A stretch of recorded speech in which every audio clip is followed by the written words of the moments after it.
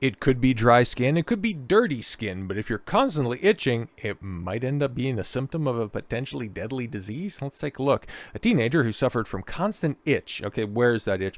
Has been diagnosed with a rare genetic condition that kills half of the patients before their 10th birthday. Well, if you're a teenager, I guess you beat the odds. Congratulations. The individual, who was not identified, yeah, because it's a kid after all, and I don't really care, said that the itching was on the palm of his hands and the soles of his feet. Okay, well, if you had an awfully catty family member saying, "Oh, the palms of your hands are itchy, huh? I know what you've been up to," and became progressively worse over 2 months. At the beginning, we thought it was something that would go away fast and that could be treated with a cream, he told doctors in the case report, revealing his condition.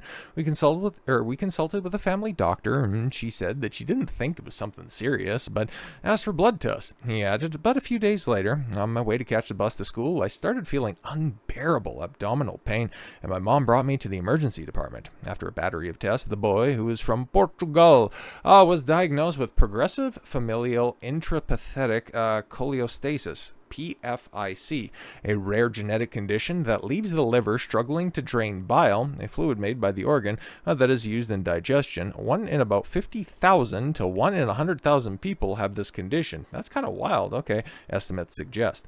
With this condition, sufferers have bile that gradually builds up in the organ, causing liver cirrhosis, scarring of the organ, and eventually organ failure. As the bile builds up, it can also leak into the bloodstream and trigger symptoms such as itching, because of the higher levels irritate nerve endings in the skin, including in the hands and feet. All right, that totally makes sense. The symptoms start to check out.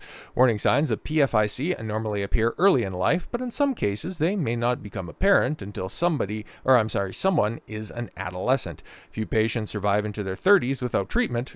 Glad you caught it here. A majority of patients are diagnosed before their 10th birthday. About 6 in 10 patients are treated with a liver transplant, but some may also be offered medications that can reduce the level of bile acid in the body, helping to manage the condition. The case was revealed by BMJ Case Reports, with the doctor's warning that it showed symptoms of the disease could happen at any age, and that the diagnosis may be delayed due to a lack of severe symptoms. Because, if you got a little bit of itch, or, it'll just pass you off in one direction or another, nobody's going to think, you got itchy palms and itchy soles of your feet, it must be liver failure. That's not normally the easiest connection to make, but hey, it's a possibility, I suppose.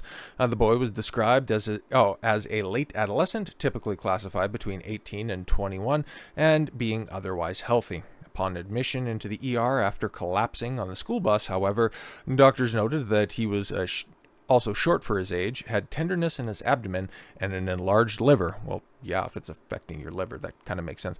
Children with PFIC do tend to be short for their age due to impaired bile flow caused by the condition, which leaves them struggling to extract nutrients, and liver disease associated with the disorder. Before his admission, the boy told doctors that he had been suffering from episodes of dark-colored urine since birth, and beginning at the age of 10, he also suffered from sporadic abdominal pain lasting up to 2 hours at the time that frequently triggered indigestion.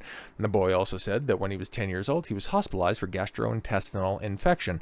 Urine can take on a darker color if it contains high levels of bile, and the bile filtered out of the blood and into the urine by the kidneys. Too much bile in the liver can lead to damage, and that can cause abdominal pain and indigestion. And when it comes to liver health, there's normally things that you can do in order to ensure that it's as healthy as humanly possible.